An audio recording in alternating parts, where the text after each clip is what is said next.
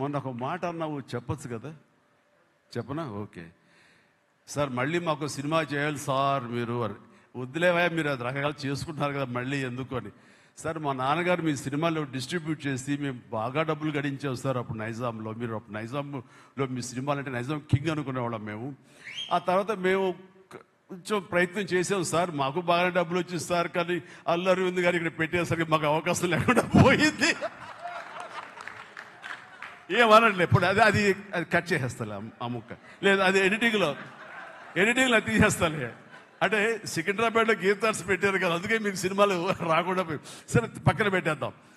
ఆ తర్వాత మీ third generation Jahnavi cinema తీసి ప్రొడ్యూసర్గా అమ్మాయి రావాలనుకుంటుంది అనుకున్నప్పుడు I wish all the best for her.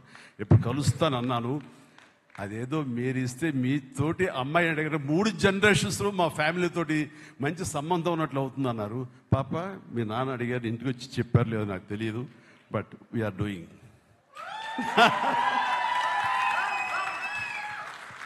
Dhanush చేసిన ఛాలెంజింగ్ లాంటి క్యారెక్టర్స్ వద్దమ్మా.